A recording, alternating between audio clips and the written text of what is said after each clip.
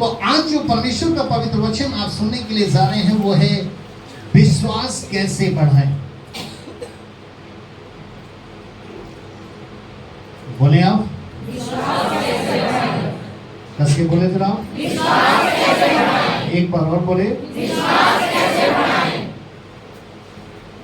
हम विश्वास कैसे बढ़ाएं।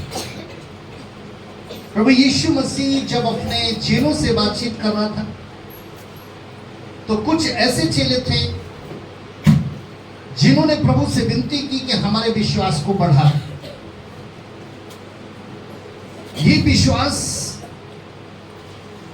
हमारे और आपके लिए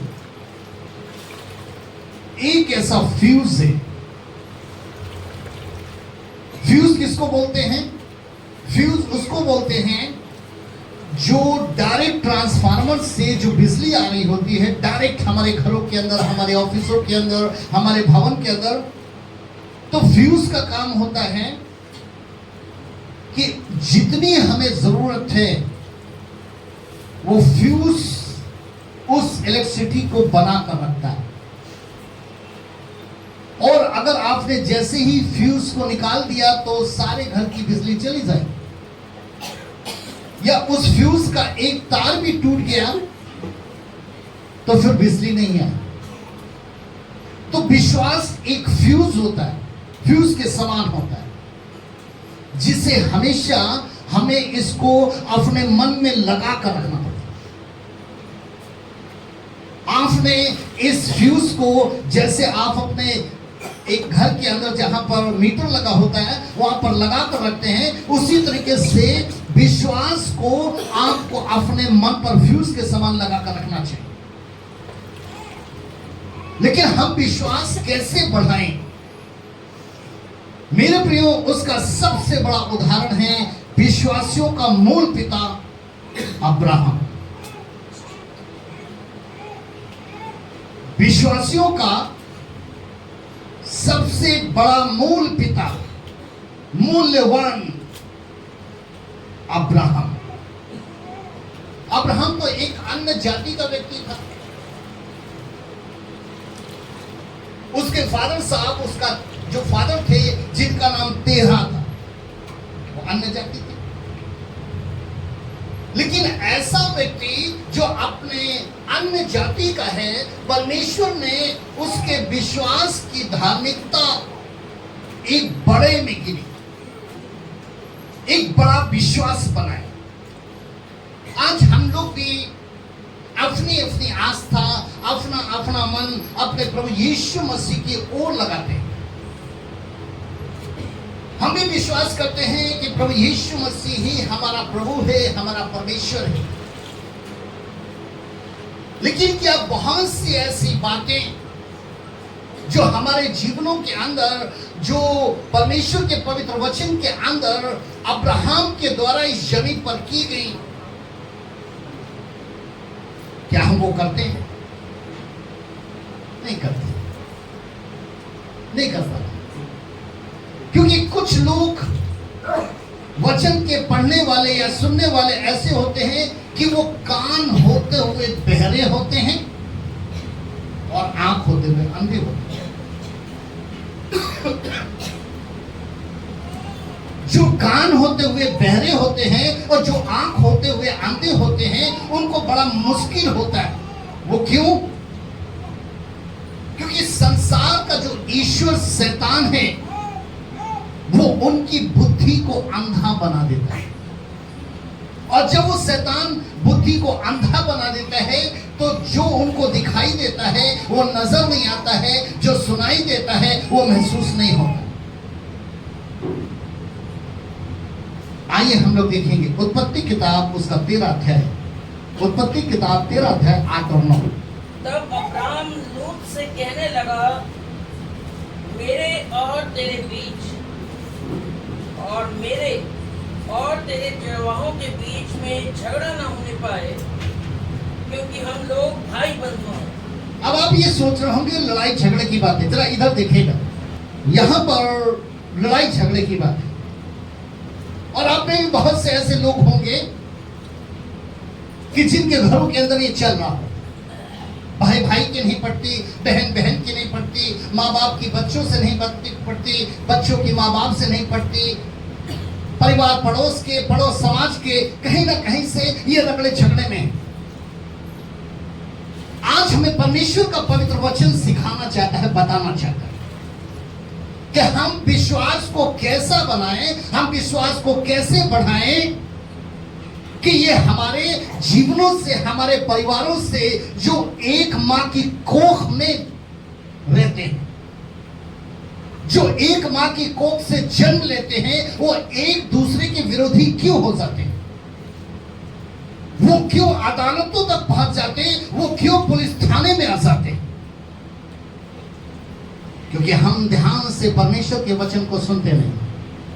बहुत से तो यहां पर सोने के लिए आते हैं, यहां पर हम बैठ के सोएंगे, आराम करेंगे, टाइम पास हो जाएगा और उसके बाद हम आराम से चले जाएंगे। और आपको ये पता नहीं है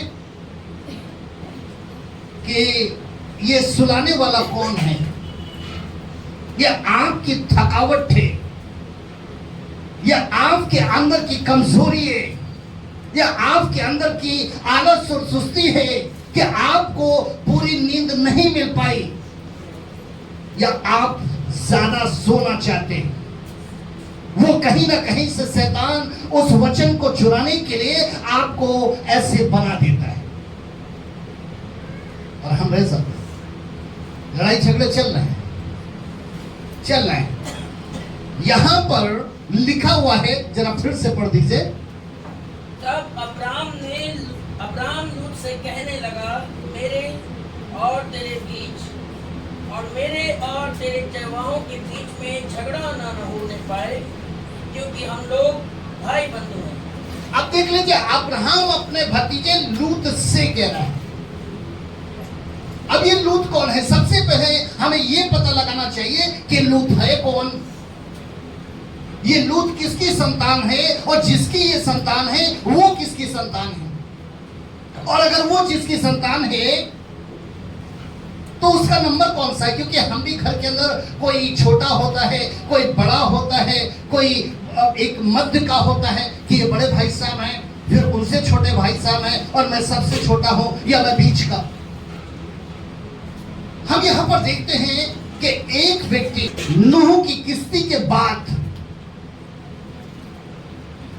पहली दुनिया खत्म हो जाने के बाद, जब नूह के 3 पुत्र होते हैं, 3 पुत्रों में एक पुत्र जिसका नाम सेम है। नूह के 3 पुत्रों में एक पुत्र जिसका नाम सेम है, जिसको परमेश्वर ने आशीषित किया, उसी का वंशज ही, ये ध्यान रखिएगा, उसी का वंशज ही तेरह है। और तेरह कौन है? ये अब्राहम का पिता है। अब ये अब्राहम जो है ये सबसे बड़ा भाई है। उसके बाद नाहोर है और उसके बाद हारान। और ये 3 भाई हैं और इन तीनों भाइयों में जो छोटा भाई है उसी के पुत्र का नाम लूत है। और जो प्रभु यीशु मसीह ने भी कहा था, जिन्हें पुरनीय इस्राएलियों के पूर्वज, वो इन्हीं लोगों को कहा गया है जो 13 के वंशज थे, सेम के वंशज थे। तो यहां पर लिखा है कि उसका पिता मर चुका है। और वो कहां पर मर चुका है? जहां पर 13 जाके बसा था। और 13 कहां पर बसा था उसके विषय में लिखा है कि वो एक ऐसे स्थान पर बसा था जो कनान से 1000 किलोमीटर की दूरी पर था। और जो वह 1000 किलोमीटर की दूरी पर था, जिसका नाम ऊर था, और उस ऊर के अंदर परमेश्वर ने अब्राहम को दर्शन देकर कहा था कि अगर तू अपनी मातृभूमि को और अपने पिता के घर को छोड़कर जो स्थान मैं तुझे दिखाऊंगा, अगर तू वहां पर जाएगा तो मैं तुझे आशीषित करूंगा। कैसी आशीष से आशीषित करूंगा? क्या कभी आपने इस बात को सोचा है जो परमेश्वर का पवित्र वचन हमें सिखाता है कि अब्राहम के आज हम और आप वंशज हैं। आज हम और आप अब्राहम के वंशज हैं। और जैसे परमेश्वर ने अब्राहम को आशीषित किया और जैसे परमेश्वर ने इसहाक, याकूब, यूसुफ को आशीषित किया, वही हमें आशीषित करने वाला परमेश्वर है। लेकिन हम अपने विश्वास को नहीं बढ़ा पाते। हमारा विश्वास एक बढ़न नहीं हो पाता। हमारा विश्वास मृतक होता है। हमारा विश्वास मृतक क्यों होता है? क्योंकि उसमें स्वार्थ का रोग लग जाता है। हमारे विश्वास मृतक हो जाता है, हमारा विश्वास कमजोर हो जाता है क्योंकि उसमें लालच सी आ जाती है, उसमें अभिलाषा आ जाती है। इसलिए हमारा विश्वास एक मृतक हो जाता है और कमजोर हो जाता है। लेकिन यहां पर जिस स्थान पर परमेश्वर ने अब्राहम को दर्शन दिया था, तो उसी स्थान पर परमेश्वर ने कहा था कि अगर तूने मेरी इस वचन को माना और जो देश में तुझे दिखाने के लिए जा रहा हूं, जो स्थान में तुझे दिखाने के लिए जा रहा हूं, अगर तूने इन दोनों स्थानों को छोड़कर तो वहां के लिए चला गया, वहां अगर तू पहुंच गया, तो मैं तुझसे वादा कर रहा हूं कि तेरा वंशज आशीषित हो। और कैसे? धूल के किनकों के समान, कि जैसे तू धूल को नहीं गिन सकता, जैसे तू बालों को नहीं गिन सकता, उसी तरीके से तेरे घर के अंदर तेरे वंशज होंगे और जो मैं आशीष दूंगा वो आशीष ऐसी होगी। मेरे प्रियो, परमेश्वर के पवित्र वचन के अनुसार क्या कभी हमने परमेश्वर के पवित्र वचन को सुनकर, जो परमेश्वर की आत्मा की आवाज है, जो परमेश्वर हमारी और आपकी जिंदगी में चाहता है कि हम इस काम को छोड़कर इस काम को करें, इस मार्ग से हटकर इस मार्ग पर करें, हम ऐसे नहीं, हम ऐसे करें, तो क्या हम अब्राहम के वंशज बनकर हम वो कार्य करते हैं? अब्राहम के लिए एक कठिन था, मुश्किल था, लेकिन नामुमकिन नहीं था। ये कठिन था, मुश्किल था, लेकिन नामुमकिन नहीं था। और अब्राहम ने परमेश्वर की आवाज को पहचाना और परमेश्वर की प्रतिज्ञा को, परमेश्वर की उस वाचा को, परमेश्वर ने उसके साथ वाचा बांधी कि जो तुझे आशीष देगा वो आशीषित होगा और जो तुझे श्राप देगा वो श्रापित होगा। आज बहुत से लोग कहते हैं कि पास्टर जी उसने हमें श्राप दे दिया। बहुत से लोग कहते हैं कि पास्टर जी उसने तो हमें श्राप दिया। ये कहीं ना कहीं से हमारा विश्वास एक मृतक विश्वास है, हमारा कमजोर विश्वास है। अगर हमारा विश्वास बढ़ा होता तो हम जानते कि जो हमें आशीष देगा परमेश्वर इसके बदले उसको आशीष देगा, और जो हमें श्राप देगा परमेश्वर इसके बदले उसको, हम ये मन में चलते। अब जो परमेश्वर ने इसको बोल दिया तो ये वहां से निकला और वहां से निकल करके ये आगे की ओर चल दिया। लेकिन जब आगे की ओर चला तो परेशानी आने लगी, भूख और प्यास बढ़ने लगी, अकाल जैसा समय आ गया। तो इसको जाकर मिस्र में जगह ढूंढनी पड़ी। अब जब इसको मिस्र में जगह ढूंढनी पड़ी तो इसके सामने था कि नारी अगर पुरुष की रक्षा नहीं करेगी, अगर नारी पुरुष की रक्षा नहीं करेगी तो पुरुष अब्राहम जीवित नहीं रहते। फिरौन का मन सारा पड़ा और उसने उसे मांगा, लेकिन अब्राहम ने उसे देते हुए ये कहा कि ये मेरी बहन है, जिसमें बाद में अब्राहम ने सफाई भी पेश की थी। बाद में अब्राहम ने सफाई भी पेश की थी कि मैंने ऐसा क्यों बोला था। लेकिन परमेश्वर इस बात से खुश नहीं था। हम हम सोचते हैं कि हम अपनी मति का सहारा लेकर, हम अपने विचार से, हम अपने सोच से एक ऐसा झूठ बोलते हैं जो दूसरों को जीवन देता है, या हम कोई ऐसा झूठ बोलते हैं जो हमें जीवन देता है। वो परमेश्वर उसे झूठ नहीं कहता, लेकिन परमेश्वर ने अब्राहम के इस झूठ को पकड़ा। अब सत्य क्या था?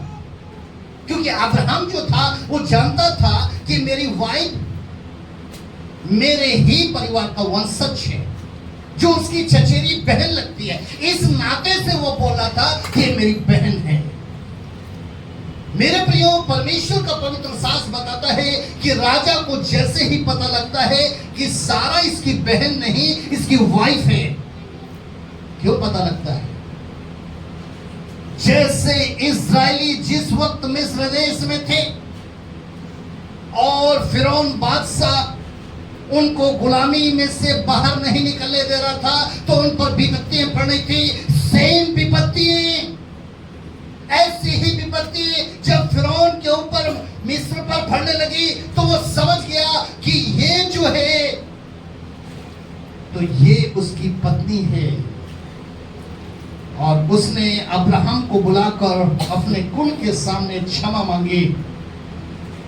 उसी ने ही बहुत सी धन दौलत देकर उसे जाने का हुक्म दिया। वो बढ़ते गए। अब अब्राहम के मन में क्या था?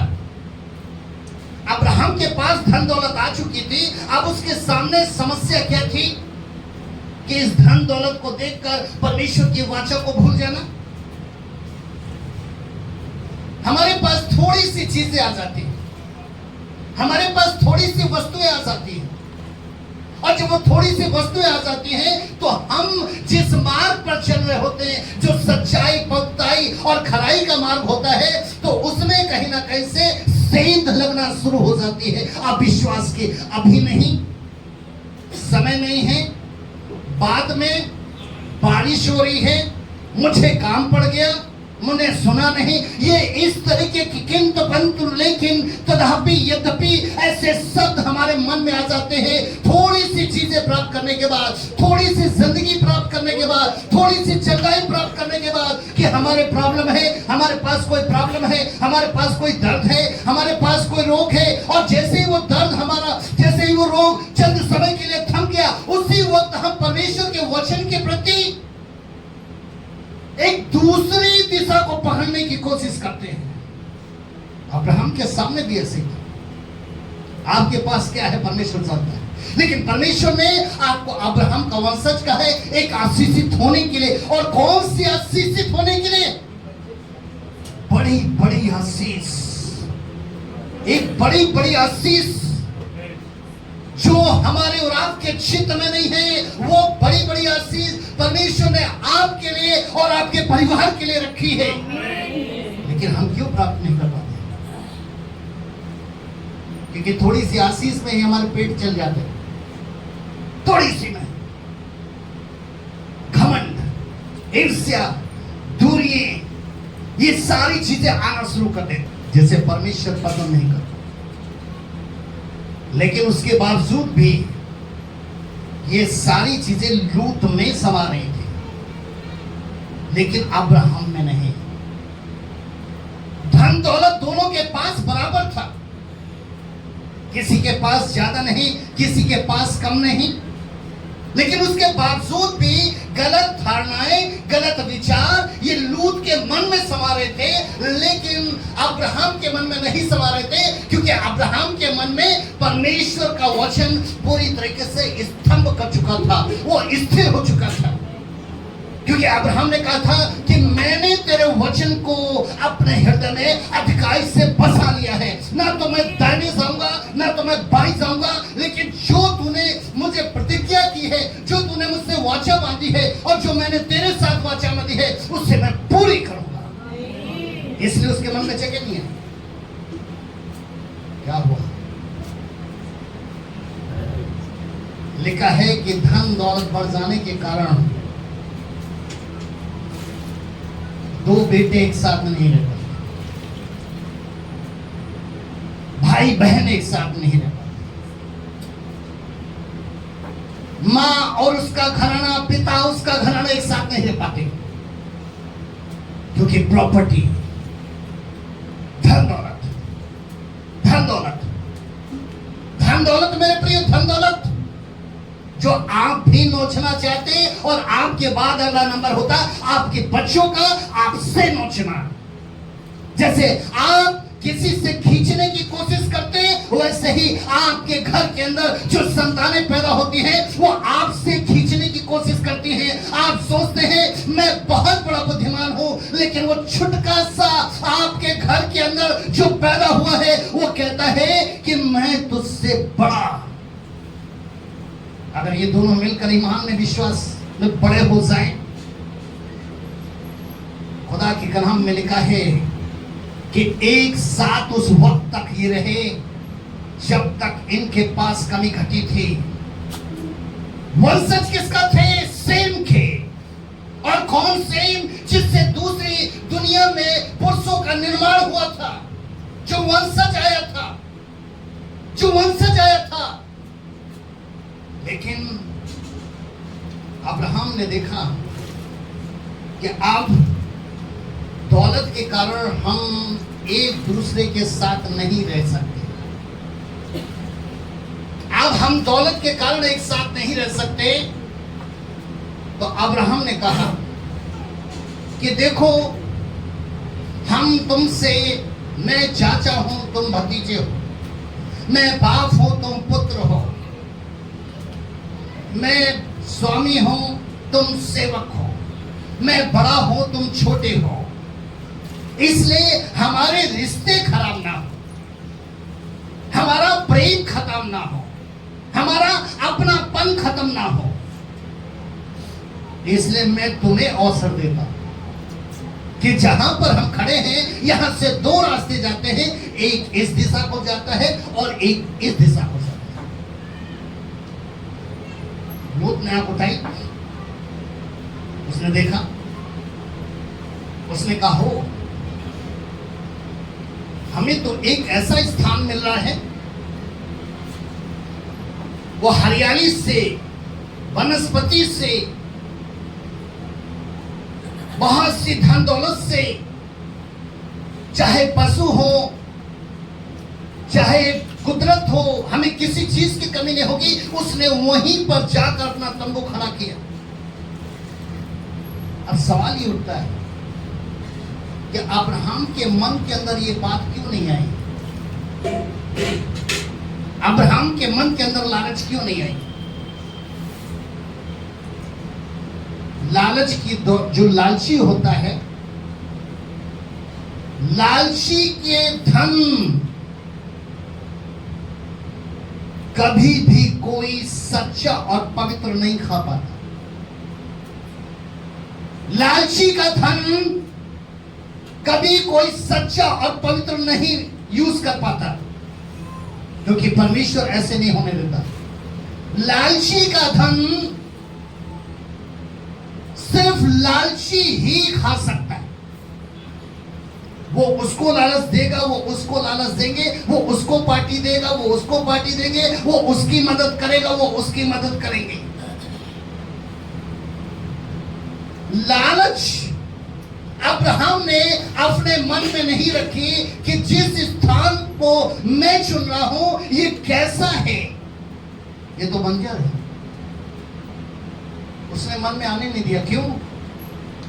क्योंकि उसने तो परमेश्वर को भरोसा बनाया था कि मेरा भरोसा मेरा परमेश्वर है, मेरा भरोसा मेरा परमेश्वर है जो मुझे लज्जित। उसने लालच नहीं रखा। लेकिन हम इस वचन को अपने हृदय के अंदर अधिकाई से नहीं रख पाते, जो हमारे विश्वास को बढ़ाता है, जो हमारे विश्वास को एक कायम बनाता है, हम नहीं बढ़ा पाते। मेरे प्रियो, प्रभु यीशु मसीह ने यहूदियों को सिखाया था कि शारीरिक रूप से अब्राहम की संतान होने से ये निश्चित नहीं हो पाता कि तुम्हें उद्धार मिलेगा।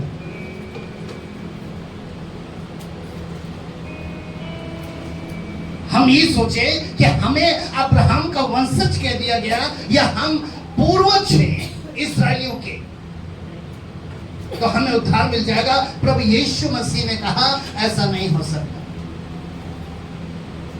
यीशु मसीह ने मत्ती किताब 3 अध्याय के 8 और 9 में कहा, जो मन फिराओगे ये वो फल लाएगा।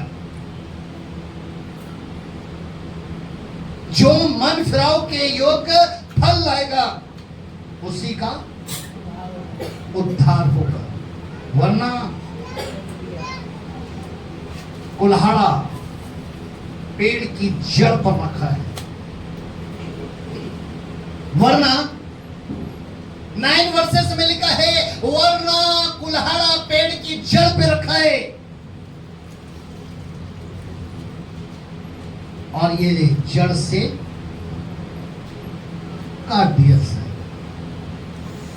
मेरे प्रियो, अब्राहम के जीवन के उदाहरणों से स्पष्ट हो जाता है कि उद्धार का संबंध जो है तो वो अपने व्यक्तिगत भले कार्यों से नहीं होता। व्यक्तिगत भले कार्य क्या हैं? बाइबल में ये व्यक्तिगत भले कार्यों को बताया गया है कि ये तुम्हारी जमीन पर की वो धार्मिकता है जो मैले चिथड़े वस्त्रों के समान है। व्यक्तिगत भले कार्य, वचन से हटकर भले कार्य, वचन से हटकर भले कार्य, चाहे वो प्रार्थना के प्रति हो, चाहे वो उपवास के प्रति हो और चाहे वो दान और दसवें अंश के प्रति हो। हम इस धार्मिकता के कार्य को जो परमेश्वर ने अब्राहम को धर्मियों का एक मूल पिता गिना, हमारी धार्मिकता को देखकर कहता है कि तुम्हारी जो धार्मिकता है वो मैले चिथड़े वस्त्रों के समान है। क्यों? सिर्फ इसलिए क्योंकि हमारे व्यक्तिगत भले कार्य, हमारी अपनी सोच के, ओहो ये क्या करना, अंधे को रास्ता पार करा दो, ओ ऐसा क्या करना, नहीं भाई ये यहां पर भीख मांग रहा अंधा है, इसको 100 रुपए दे देना, नहीं जी ऐसा कर दो। ये व्यक्तिगत भले कार्य और इससे उद्धार नहीं मिलता। रोमियो की पत्री 4 अध्याय 2 और 3 आयत में लिखा है कि अब्राहम अपने व्यक्तिगत कार्य के द्वारा नहीं धर्मी ठहराया गया, बल्कि उसने परमेश्वर पर विश्वास किया और उसके लिए धार्मिकता गिना गया। आपके व्यक्तिगत कार्य जो परमेश्वर के भवन से अलग होकर के आप कार्य करने की कोशिश करते हैं, आप बहुत से ऐसे लोग हैं, आप बहुत से ऐसे लोग हैं जो फास्टिंग प्रेयर से, उपवास से हट करके कार्य करने की कोशिश करते हैं। आप में से बहुत ऐसे लोग हैं जो दान और दशमांश नहीं देते हैं बरसों से। अगर दे दिया तो वो जीरे का दे दिया, पुदीने का दे दिया, 100 दे दिया, 500 दे दिया या 700 दे दिया, 800 दे दिया, लेकिन पूरा का पूरा दशमांश नहीं दिया। 1 महीने दिया, 3 महीने नहीं दिया, बंद कर दिया। लेकिन अपने घरों को उसी दान और दसवें अंश से भरना शुरू कर दिया कि हो इससे हमारी ये इंस्टॉलमेंट जाएगी, इससे हमारी ये इंस्टॉलमेंट जाएगी, परमेश्वर के वचन की इंस्टॉलमेंट बंद। क्या शिक्षित हो? यहां पर लिखा है रोमियो की पत्री 4 अध्याय की 2 और 3 आयत में, अब्राहम अपने व्यक्तिगत कार्यों के द्वारा धर्मी नहीं ठहराया गया, बल्कि उसने परमेश्वर पर विश्वास किया, ये उसके लिए धार्मिकता गिना गया। आप जानते हैं कि अब्राहम धार्मिक रीति रिवाजों से या मूसा की व्यवस्था से धर्मी नहीं ठहराया गया था। वो परमेश्वर के अनुग्रह से, परमेश्वर के अनुग्रह से मेरे प्रियो, खुदा के कलाम में लिखा है कि वो मूल पिता ठहराया गया था। अब्राहम का विश्वास एक ऐसा उदाहरण है जिसमें न केवल ऐसा विश्वास है कि जो उद्धार देता है, परंतु ऐसा विश्वास भी है जिसके अनुसार सच्चा विश्वासी जो हम और आप है वो अपना अपना जीवन व्यतीत कर सकते हैं, अपना अपना हम जीवन व्यतीत कर सकते हैं। अब्राहम के आज्ञा पालन ने विश्वास की सच्चाई का प्रमाण दिया है। उसके आज्ञा पालन ने जो परमेश्वर ने उसे दी थी, आज आप कितनी आज्ञा को मानते हैं? कितनी मानते हैं? नहीं। ये छोटे छोटे बच्चे जो गोद में लेकर बैठ रहे हैं,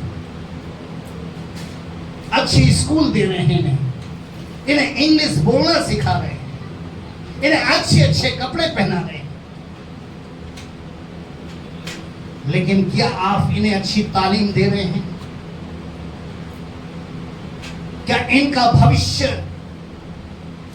आप उज्जवल बनाने के लिए अब्राहम की तरह आपने परमेश्वर के हुक्म को एक सच्चाई का प्रमाण बना लिया है? नहीं।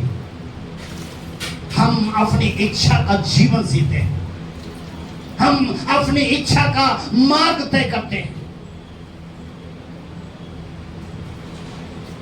याकूब की पत्री 2 अध्याय और 26 पद में लिखा है, अतः जैसे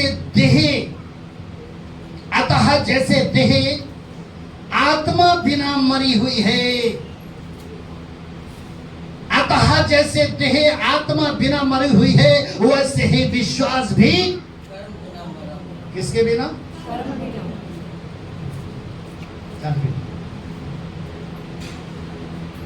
कर्म कुछ नहीं कर रहे, हम परमेश्वर पर विश्वास करते हैं। कर्म कुछ नहीं, दूर दूर तक नहीं, दूर दूर तक कोई प्रमाण नहीं दिखाई देता हमारे कर्मों का, जो हम वचन का पालन करें, दूर दूर तक नहीं दिखाई देता। और जिसके पास दिखाई देता है तो वो अलग ही दिखाई देगा, क्योंकि उसके पास अब्राहम के वंशजों के समान परमेश्वर की आशीष होगी, आशीषित होगा। दुनिया की कोई ताकत उसे श्रापित ठहरा ही नहीं सकती,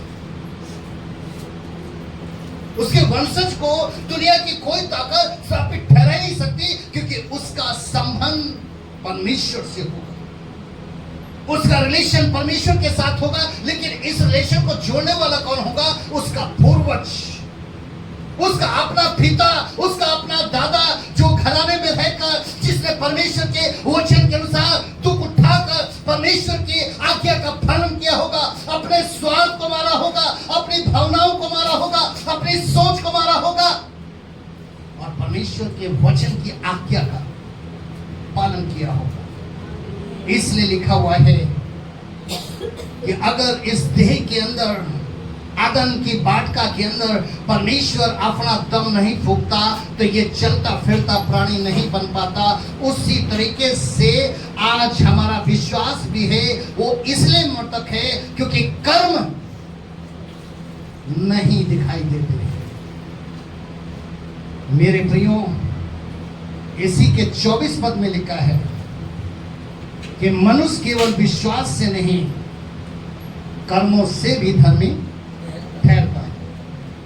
इसी 2 अध्याय के 20वें पद में भी लिखा है, पर हे निकम्मे मनुष्य, क्या तू ये भी नहीं जानता कि कर्म बिना विश्वास व्यर्थ? और जरा 19 पद में सुने, कर्म बिना विश्वास मृतक है। क्यों? अब हम तो विश्वास कर रहे हैं, तो प्रभु क्या करा? 19 पद सुने, तुझे विश्वास है कि एक ही परमेश्वर है, तो अच्छा करता है। दुष्ट आत्माएं भी विश्वास है और थरथराते हैं। कौन? ओहो, दुष्ट आत्मा वाला विश्वास है हमारा। बहनों, भाइयों, ये कौन सा विश्वास है? कौन सा विश्वास है? भाइयों बहनों, ये कौन सा विश्वास है? आप अपने प्राण को धोखा दे रहे हैं। ये आपका मन आपको धोखा दे रहे हैं। इसमें असाध्य रोग लगा है। ये बुद्धि इसको अंधा बना दिया गया, ये कान इसको बहरा बना दिया गया, ये मुख। ये क्या हो रहा है? हमारा विश्वास जैसे दुष्ट आत्माएं रखती हैं, तो हम तो उनके पड़ोसी हो गए। वो हमें हो गए, हम उनमें हो गए, इसीलिए हम गाली बक रहे हैं। ओहो, तभी तो हम झूठ बोलते हैं। ओ, तभी तो हम चर्च नहीं जाते। और तभी तो हमारे अंदर लालच आ गई है। और तभी तो हम व्यक्तिगत भले कार्यों को करते हैं, लेकिन परमेश्वर का वचन हमारे हृदय के अंदर टिके नहीं पाता, हम समझ ही नहीं पाते। ये लक्षण है, ये लक्षण है, ये लक्षण है। मलेरिया के लक्षण दिखाई देते हैं डॉक्टरों को, अस्थमा के लक्षण दिखाई देते हैं, कैंसर के लक्षण दिखाई देते हैं। वैसे ही मेरे प्रियो, हम में दुष्ट आत्मा वाला विश्वास है। हमारे ये सारे कर्म जो अनजान बनकर, मतलबी बनकर, स्वार्थी बनकर परमेश्वर पर विश्वास करते हैं, नजर आते हैं। क्या हम आयर की तरह बड़ा विश्वास बना पाए? ये सेवक आकर कह रहा है कि तेरी बेटी तो मर चुकी है, लेकिन यीशु कह रहा है केवल। या हमारे घर के अंदर जब ये हादसा हो जाएगा तब हम विश्वासी बनेंगे। हमारे घर के अंदर जब ये हादसा हो जाएगा तब भी हम आयर की तरह बन जाएंगे कि प्रभु तूने कहा था केवल विश्वास रख। आज मैं जाग गई, आज मैं जाग गया, आज मैं विश्वास कर रहा हूं, इस हादसे को दूर कर दे। ऐसा करेंगे। लूका किताब 8 के अंदर पढ़िएगा, 40 वर्सेस से 40, 41, 42, 43, 44 तक, 44 तक पढ़ेंगे। 41 से 40 से वहां पर लिखा है कि आयर प्रभु की बाट जोड़ रहा था। हम हादसों में विश्वास पैदा करते हैं। आयर वाला विश्वास, कनानी स्त्री वाला विश्वास, नाइन नगर की विधवा वो वाला विश्वास, मरियम मर्था वाला विश्वास कि ये जीवित हो जाए, ये जीवित हो जाए, ये जीवित हो जाए। लेकिन नहीं, ये विश्वास बिना कुछ नहीं हो सकता। और उसके लिए इस जमीन पर प्रमाण है कर्म। इसलिए दुष्ट आत्माएं भी विश्वास रखती हैं और उससे थर थराती है। इसलिए विश्वास एक ऐसा फ्यूज है, अगर इसको आपने अपने मन के अंदर फिक्स कर लिया बगैर लोभ और लालच के, यू आर ग्रेट। परमेश्वर आपको बहुत ऊंचाई तक लेकर जाए। परमेश्वर का आत्मा आपसे वादा कर रहा है, जो अब्राहम से किया था कि जो तुझे आशीष देगा मैं उसे आशीष दूंगा, और जो तुझे श्राप देगा उसे मैं श्रापित करूंगा। इस जमीन पर कोई ऐसा हथियार नहीं बन सकेगा जो तेरे विरोध में चल सके। एक दूध पिलाती मां अपनी जन्माए संतान पर दया करना तो भूल सकती है, उसे छोड़कर जा सकती है, लेकिन मैं ना तो कभी छोड़ूंगा, ना तो मैं कभी त्यागूंगा। मत्ती की किताब 28 अध्याय, दुनिया के अंत तक सर्वदा मैं तेरे साथ हूं। यूहन्ना किताब 18 का 20 में, मत डर, मैं तेरे पास हूं। तेरी विनती सुनने के लिए, तेरे आंसू पोंछने के लिए, जिस समस्या और रुकावटों के गड्ढे में तू गिर गया उससे बाहर निकालने के लिए, चाहे वो कर्ज का हो या मर्ज का हो, वो परमेश्वर। लेकिन वचन में लिखा है 11:6 में कि विश्वास बिना उसे प्रसन्न करना अनहोना है। विश्वास बिना उसे प्रसन्न करना अनहोना है। जो आप कर्म करते, जो अब्राहम कर रहा था कि उसने उस दौलत को प्राप्त करने के बाद जो राजा के द्वारा दी गई थी, उसने लालच नहीं की और न ही परमेश्वर के वचन को मिटाने की कोशिश की, और न ही वो ऐसा लालची बना कि मुझे तो परमेश्वर ने इतनी बड़ी आशीष दे दी है, ये लूट मेरा क्या करेगा। पहले तो लूट को दुश्मनों के हाथ में जाना पड़ा, उसकी सारी दौलत लूट ली गई, लूट की सारी दौलत लूट ली गई। लूट के समान हमारी भी सारा जो कुछ रहता, हमारे बीमारियां, हमारे दर्द, हमारी समस्याएं, हमारी रुकावटें हमसे छीन ली जाती है, क्योंकि ये हमने कहां जमा किया था, कहां जमा किया था। मुझे लूटते हो, मेरे भवन में चोरियां करते हो, दान और दशमांशों की, और कहते हो कि मैं चट्टान पर घर बनाऊंगा, चट्टान पर घर बनाऊंगा। लूट का सब कुछ छीन लिया गया।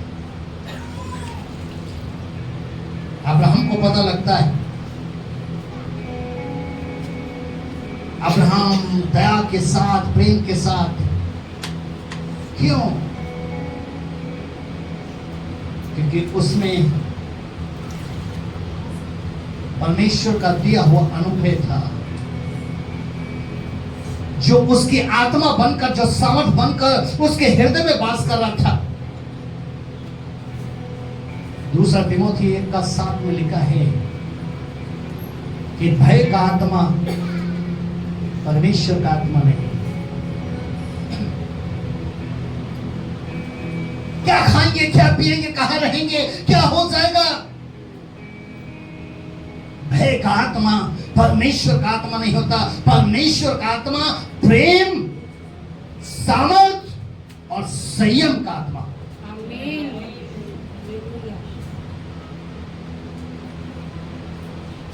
वो उदाहरण मन का था, उसके मन में प्रेम था, उसके मन में प्रेम था, और उसने कहा कि मैं अपने प्रेम के बंधन को टूटने नहीं दूंगा।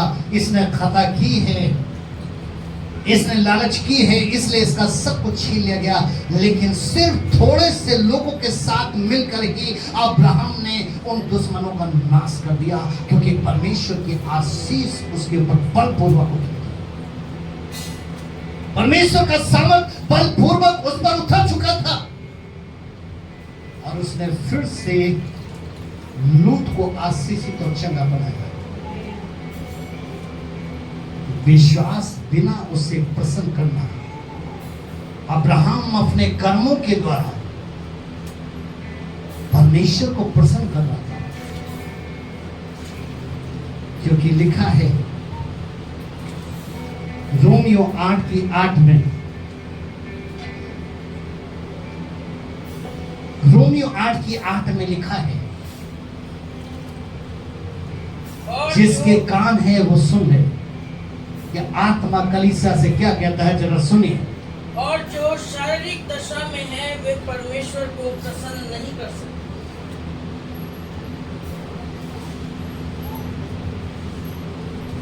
वही कभी नहीं हंसते। बहुत से ऐसे लोग मिलेंगे, पूछो कितना दिन हो गया हंसे हुए, हे वही उतना। 5 साल से, 10 साल से, 15 साल से वही चेहरा, वही नजर आ रहा, वही चेहरा, मुस्कुराहट चली गई। एक पति अपनी पत्नी से क्या चाहता है? एक मुस्कुराता हुआ चेहरा। एक पत्नी अपने पति से क्या चाहती है? एक मुस्कुराता हुआ चेहरा। बच्चे माँ बाप से उम्मीद क्या रखते हैं? माँ बाप बच्चों से उम्मीद क्या रखते हैं? एक मुस्कुराता हुआ चेहरा। लेकिन आज चेहरे दुख में, आंसू में, पीड़ा में इतने कमजोर पड़ गए हैं, इतने कमजोर पड़ गए हैं। आस लगाते हैं कि कहीं से तो हमें शांति की खबर मिल जाए, कुछ तो खुशहाली हमारे घर के अंदर आ जाए।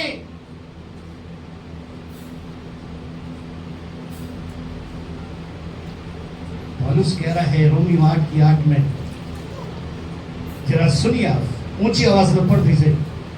और जो शारीरिक दशा में है वे परमेश्वर को प्रसन्न नहीं कर सकते। जो शरीर से जन्मे हैं वो शरीर हैं, और जो आत्मा से जन्मे हैं वो,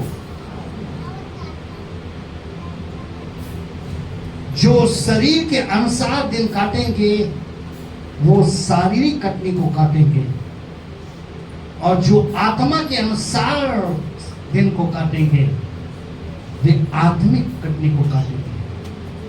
जैसा बोगे वैसा फल पाओगे।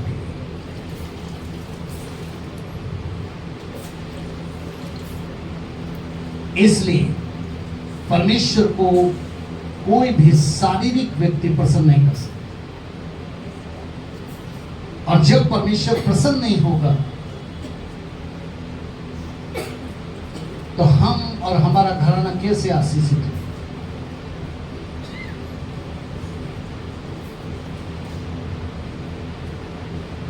आपने बड़ी उम्मीद से एक कोई नई चीज खरीदोगी, बहुत बड़ी उम्मीद से, बहुत बड़ी, और अचानक 1 सेकंड में ऐसा हो जाएगा, फंगस लग जाएगा।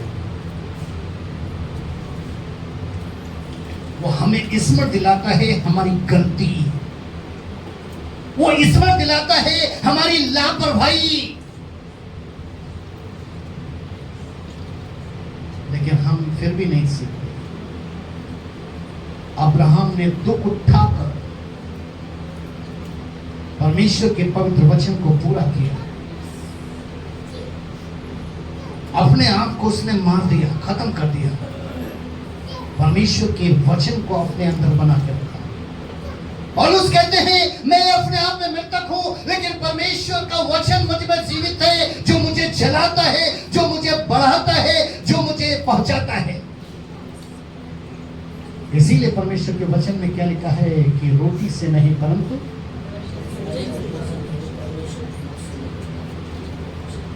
परमेश्वर के वचन से जीवित रह सकते। इसलिए अब्राहम के इस एग्जाम्पल, इस उदाहरण को समझे। कितने वर्षों से आप प्रभु में हैं, बरस बीत गए, बीतते जाएंगे, लेकिन ये धन के काम क्यों नहीं कर पाते? क्यों नहीं आप प्रार्थना करते?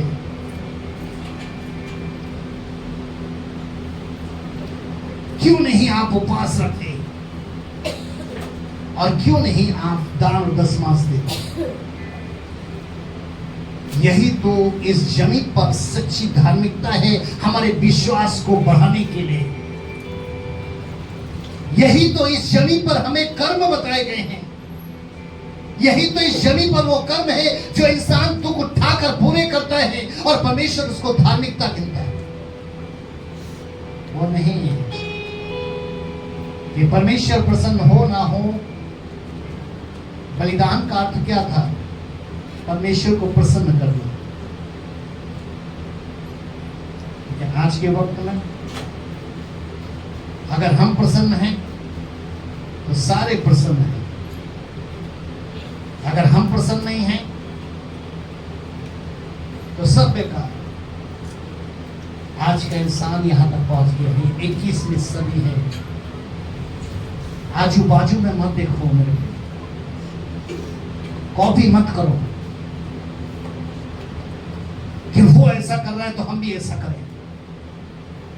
आपसे परमेश्वर का आत्मा आपसे करे, आप अपना भविष्य पहचाने, अपने बच्चों का भविष्य पहचाने। परमेश्वर ने इस जमीन पर आपको और आपके वंशजों को सर ठहराया है, पूछ नहीं। इन पूछ वाले लोगों के साथ अपने आप को मिक्स ना करें, ना करें। अब्राहम की तरह प्रेमी बने, उदार मन वाला बने। ये झगड़े का समाधान कब हो पाया? जब अब्राहम एक विश्वास में मजबूत बना, आत्मा को बसा कर रखा, तब उसने अपना नाता भी नहीं तोड़ा और उसने उसी आत्मा में रहकर अपने प्रेम को बनाकर रखा। और एक दिन अब्राहम ने इसी लूत के लिए परमेश्वर से प्रार्थना की कि जिस भूमि पर इसने चुनाव किया था, अपना तंबू खड़ा किया था, स्वर्ग की वो ऐसी भूमि जो सदोम और अमोरा कहलाती है, जो कनान से काफी दूर है। अब्राहम तो कनान में जाकर बस गया, वहां जाने की सोच में, क्योंकि परमेश्वर के द्वारा उसे वहां पर पहुंचाया जा रहा था। लेकिन जिस हरियाली को उसने चुना था, वो नहीं जानता था कि यहीं पर आग की गंधक है, आग की बारिश होगी। वो नहीं जानता था कि ये सारा स्थान जो है, इतनी बड़ी विपत्ति आसमान से आएगी, सुनामी बनकर, कोरोना जैसा वायरस बनकर इस हरियाली को नाश कर देगी। परमेश्वर ने मिन्नतें की कि जिस देश में बचा है मेरा भतीजा, मैं उसको प्रेम करता हूं। अगर वहां पर 50 लोग धर्मी दिख जाएं तो क्या 50 के कारण तो सारे देश को खत्म कर देगा? परमेश्वर ने कहा 40 भी तो लिया। अब्राहम ने कहा अगर 40 हो तो परमेश्वर कहा 30 लिया। परमेश्वर ने कहा अगर 30 की तो बात कर रहा है 20 लिया। परमेश्वर ने कहा 10 लिया। आखिरी में परमेश्वर ने कहा कि तू 10 को भी छोड़, 1 को लिया। उसने कहा लूत तो है, लूत तो है, लेकिन वो भी अपने बेटी दमादों के साथ मस्त था। उसने अपनी पत्नी को कैसी शिक्षा दी थी, उसने अपने बच्चों को कैसी शिक्षा दी थी कि अब्राहम उससे कह रहा है कि वहां से निकल, वहां से निकल, आग की बारिश होने वाली है, आग की बारिश होने वाली है। इस स्थान को छोड़ो, इस स्थान को छोड़ो, जहां पर रह रहे हो ये स्थान आपके लिए अच्छा नहीं है। जिस घर में आप रह रहे हो ये घर आपके लिए अच्छा नहीं है, इसे छोड़ो, इसे बदलो। इधर से सुन रहे हैं, इधर से निकाल रहे हैं, अपनी मर्जी का चुनाव कर रहे हैं, प्लॉट ढूंढ रहे हैं, अपनी मर्जी से, अपनी मर्जी से घर का चुनाव कर रहे हैं। कैसे 2 रूम है, 3 रूम है, वो बढ़िया इलाका है। आत्मा से नहीं पूछना, खुदा की रूह से नहीं पूछना, परमेश्वर की आत्मा से नहीं पूछना, खुदा की रूह से नहीं पूछना, किसी चुने हुए से नहीं पूछना, क्योंकि हम खुद भविष्यता हो गए। हम रिश्ते कर रहे हैं, किसके साथ, कहां पर? एक जीवन साथी अपने बेटा और बेटी को बनाने के लिए किसको चुन रहे? अपनी मर्जी से। बड़ा मकान है, इतनी बड़ी भूमि है, 4-4 ट्रैक्टर हैं, अपनी मर्जी से, परमेश्वर की आत्मा से नहीं पूछा। आज लूत ने यही सब सीखा था, इसलिए उसकी वाइफ को नमक का खंबा बनना पड़ा। और उसके बेटा और जितने भी दामाद थे, बच्चे थे, वो सब उसी आग में दफन हो गए। लेकिन लूत, एक दिन ऐसा आया कि लूत को अपनी बेटियों के साथ तक सोना पड़ा। हम उस विचारधारा के लोग हैं क्या, या हम अब्राहम के वंशज? आपका विश्वास एक बड़ा विश्वास है, एक जीवित विश्वास है, या मृतक विश्वास है, या आपको खुद दिखना है? पुकारने वाला जंगल में पुकारता है। मैं पास्टर मार्क, अंत के दिनों का एक वक्ता, उसी आत्मा में होकर जंगल में पुकार रहा हूं कि प्रभु की आमद बहुत नजदीकी में है, और उसकी आमद से पहले वो समस्याएं छुपी बत्ती बनकर, वो नाश, वो हानि इस जमीन पर होने के लिए तैयार है। बाहर निकलो, अपने अपने परिवारों को बचाओ, अपने स्वयं को बचाओ, वरना क्या होगा? पलक झपकते ही सब कुछ जाता रहेगा।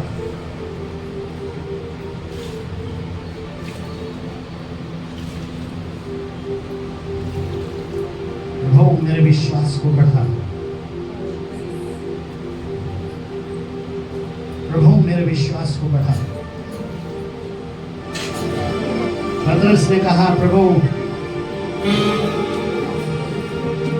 हम तुझे छोड़कर कहां जाएं? आनंद जीवन की बातें तेरे पास